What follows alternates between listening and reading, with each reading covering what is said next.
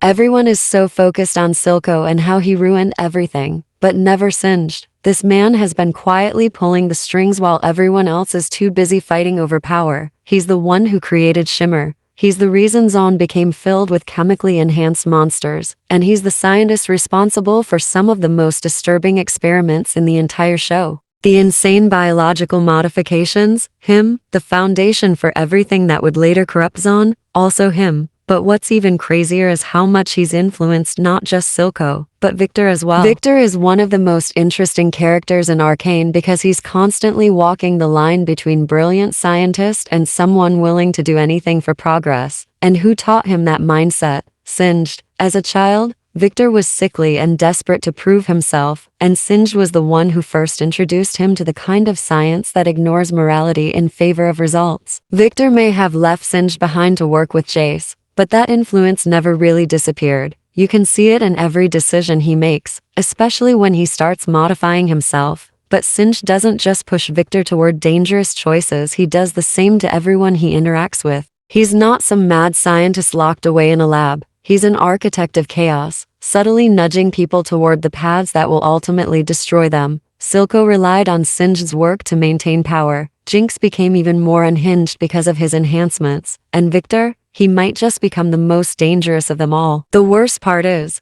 Singed never gets his hands dirty. He doesn't need to. He lets everyone else make the choices, knowing full well that they're playing right into his hands. And by the time anyone realizes it, it's already too late. So while everyone's busy debating whether Silco was the true villain, the real threat has been watching from the shadows the whole time. I need people to stop acting like Jinx was a perfectly fine, happy little kid until Silco showed up. She wasn't. Jinx was broken before she even met Silco. The second Vi left her, whether on purpose or not, Powder was shattered. She had just accidentally killed her entire found family, and then the one person who was supposed to protect her turned around and called her a Jinx. You don't just walk away from something like that and come out fine. So then Silco comes in, and yeah, he's a criminal mastermind. He's manipulative. He's ruthless. But he never abandoned her. He saw a broken little girl and instead of leaving her to rot, he took her in. And unlike Vi, he never tried to fix her. He accepted her, unhinged personality and all. Did he push her deeper into her instability? Absolutely. But he also never betrayed her, never abandoned her, and never let anyone else decide what to do with her. That's where people miss the point.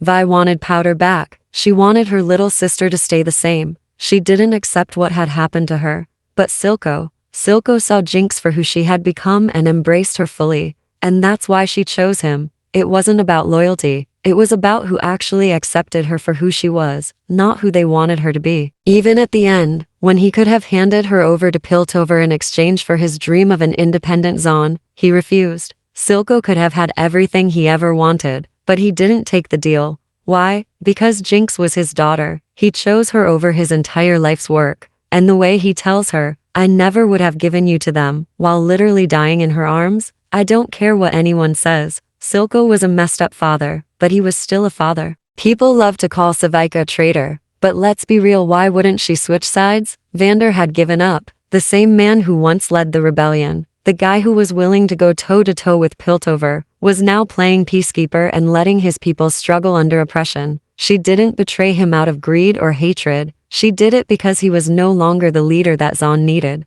Zon needed someone who would actually fight for them. Vander wasn't willing to do that anymore. He was too consumed by guilt, too scared of losing more people, and that hesitation made him weak. He chose peace, but at what cost? His people were still suffering. Piltover was still in control. Nothing was actually changing. So C.I.V.A made a choice. She backed the stronger leader. And was Silco a better person? Absolutely not. But he was more willing to do what needed to be done. He gave Zon power, something they had never had before. Did it come at a cost? Of course. But compared to Vander's passive approach, Silco actually did something. I love Vi, I really do. But why does she feel like a completely different character in Season 2? In Season 1, Vi was the definition of raw energy. She was reckless, fiery, and ready to fight anyone who got in her way. Her anger was her driving force, and she channeled it into protecting the people she loved and fighting for Zon's freedom. She would throw punches first and ask questions later,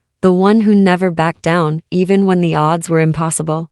But in season 2, that spark seems to have faded. It's like she's been muted, her edges softened, she's quieter, more hesitant, and there's this underlying sadness that seems to weigh her down. Yes, trauma changes people, and Vi has been through a lot, losing Vander, being imprisoned, finding out what happened to Powder. Those things would break anyone. But Vi was always someone who took that pain and turned it into strength. That's why it feels so strange to see her so passive. Maybe it's because she's lost faith in herself. It's possible she's questioning whether she can actually protect the people she loves or make a difference in the world. That's a realistic character arc, sure, but it feels like we're missing the fire that defined her. Instead of seeing her rise above the pain, we're watching her get swallowed by it. And while that might be a compelling story, it's not the Vi we knew. It's almost like she's given up before the fight even started.